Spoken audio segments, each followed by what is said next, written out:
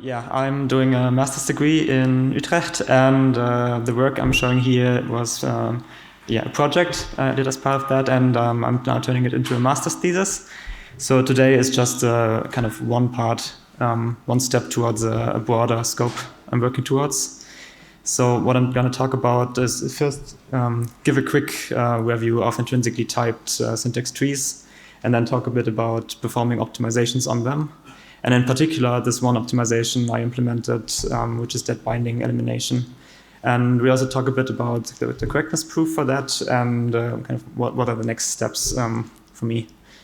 So with intrinsically typed syntax trees, we're basically trying to describe expressions in a way that they're correct by construction.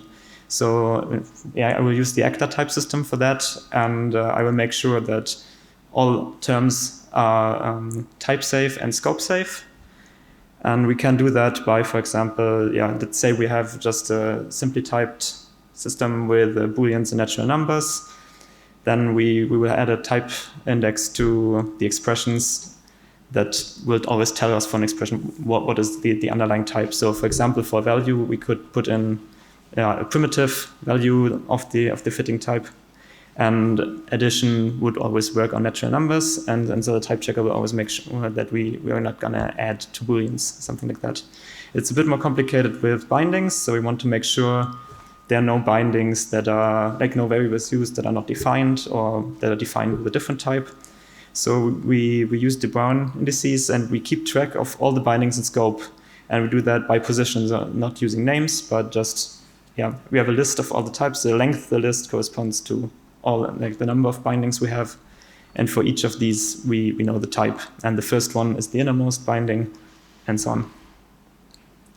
So then when we look at expression, we have these two type indices. The context doesn't do much for the cases we just looked at, but it's more interesting when we then look at, for example, a let binding. So we see here that we have some declaration of a type sigma, and then in the body of the let we have access to that binding. So there's an additional sigma in the context. And for variables, we have this reference type that is basically an index into the context that is a proof that at this index there is actually the type that we are looking for. So this allows us to have an evaluation function that is total, and this is all very nice. So nothing can go wrong. And this is pretty well known, I think. And there's been some work on with this doing evaluation and substitution and also compilation to different machines. But there's not been a lot of focus on performing optimizations and generally kind of more complicated transformations on this. So this is what I looked at.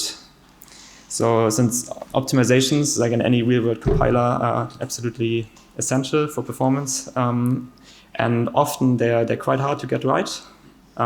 This could be an area where we can benefit from the type system leading us the way, and also, of course, we want to do additional correctness proofs if we can. So what is going to happen here, that during the analysis, we now not just need to identify opportunities for optimizations, but we need to somehow get some proof witness that the optimization is actually safe.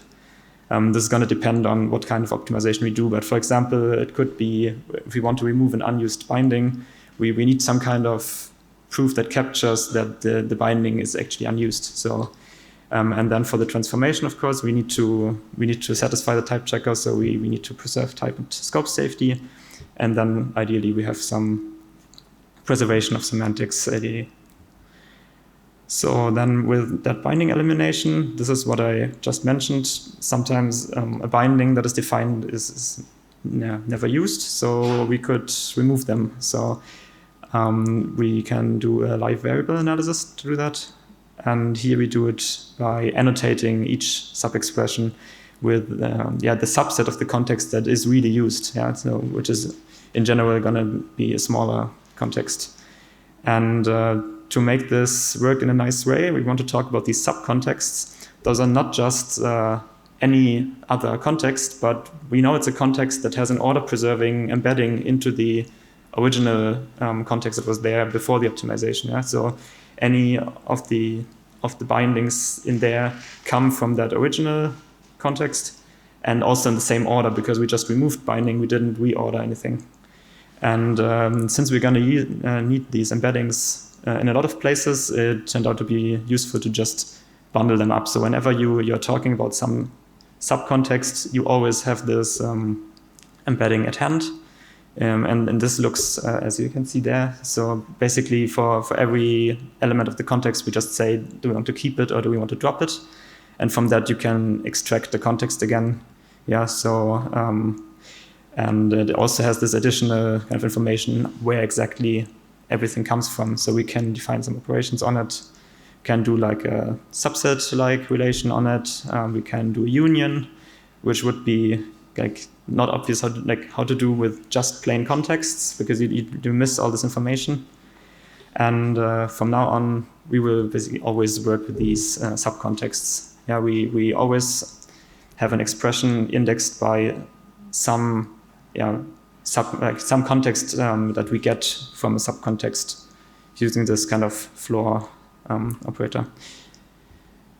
And then we want to annotate expressions. So right now I just created a duplicate type that it works as the original one, but it has additional information that it tracks. So it still has this this delta.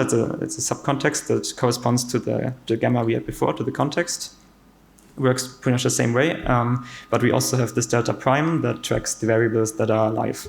And these kind of come more bottom up. So if we look at the variables, for example, it becomes clear that here we have the delta is just the full delta that we have in scope potentially, but there's a singleton subcontext only containing exactly that reference that we're using.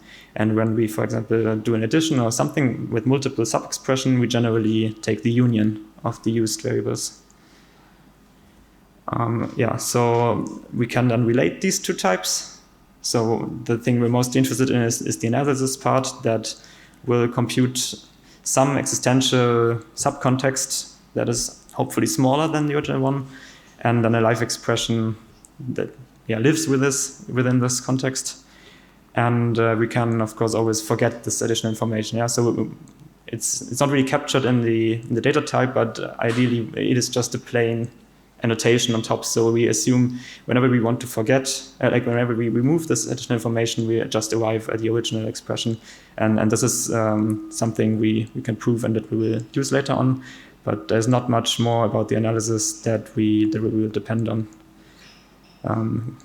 So then, instead of just forgetting the information, probably more useful would be to do something with it. So we want to remove the bindings. And here you can see we get back a normal expression, but with this smaller subcontext. And the only interesting place in it is in case of a let, we will branch on whether the variable is used or not.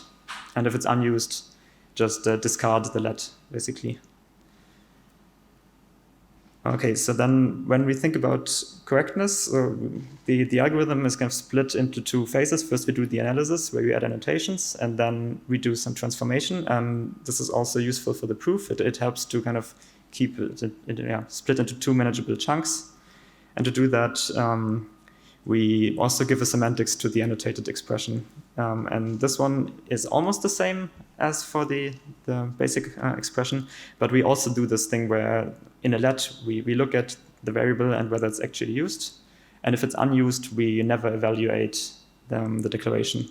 So this matches what we do in the binding elimination. And and we also, in a lot of places, we use kind of more general types than would seem kind of necessary at first. And this is useful because now we can use a kind of a larger environment for evaluation, for example, than we strictly need. As long as it contains everything in data prime, we're fine.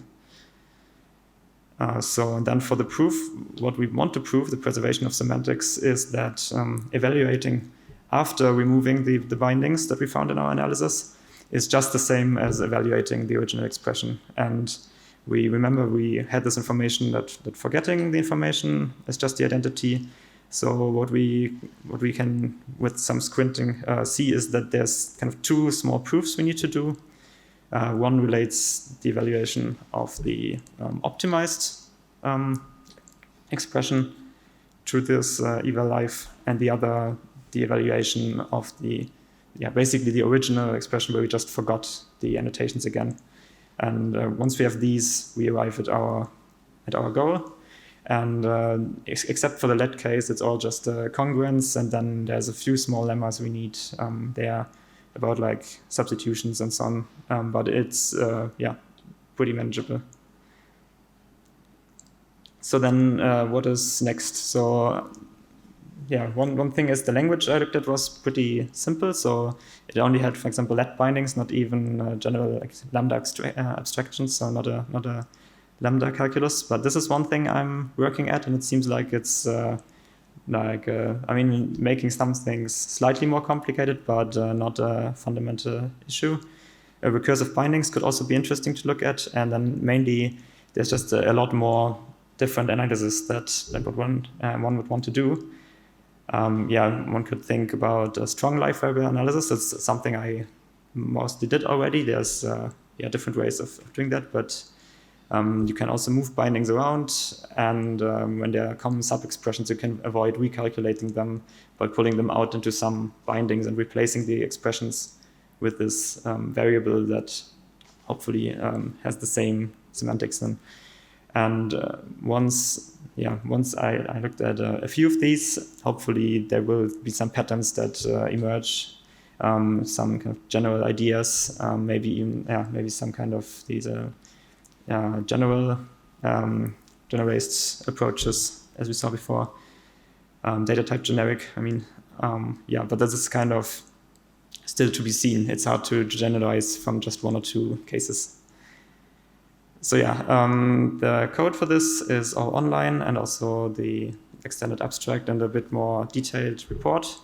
And since I'm also pretty much at the start of this journey, I'm very happy to hear from anyone if you have any kind of questions or kind of techniques to keep in mind.